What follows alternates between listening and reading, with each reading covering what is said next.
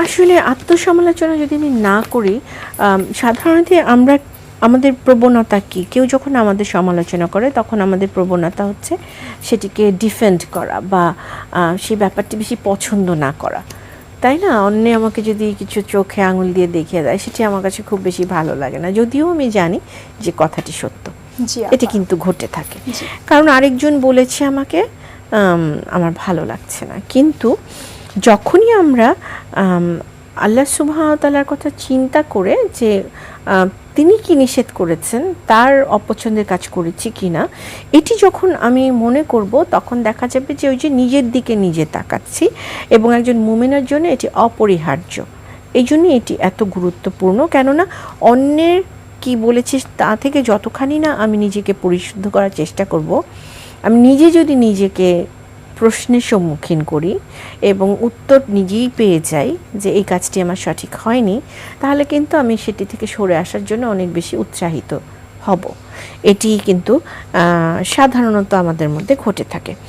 আর আল্লাহ সুবহানাহু ওয়া তাআলা কি বলেন, হে ঈমানদারগণ, তোমরা আল্লাহকে ভয় করো এবং প্রত্যেক ব্যক্তির জন্য উচিত আগামীকালের জন্য, তার মানে আখিরাতের জন্য সে কি প্রেরণ করছে তা চিন্তা করা।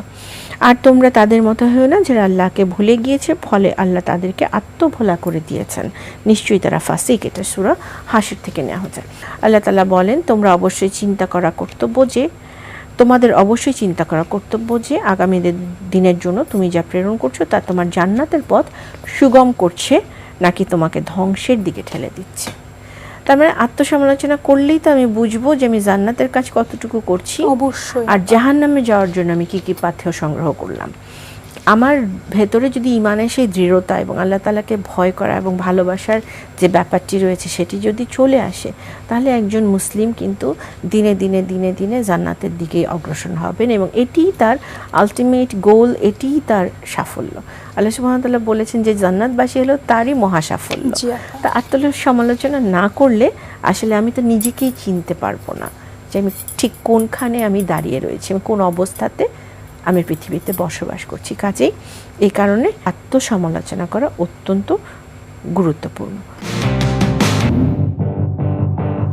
আপু, আপনিও মাঠে বসে মেসিদের দেখার সুযোগ ছাড়ে কেউ? দেখা হবে মাঠে। পেমেন্টের উন্মাদনা এখন বিকাশে। সর্বোচ্চ পেমেন্টে পেয়ে যান ভ্রমণ খরচ সহ আর্জেন্টিনার ম্যাচ টিকিট, সাথে ক্যাশব্যাক আর ডিসকাউন্ট কুপন।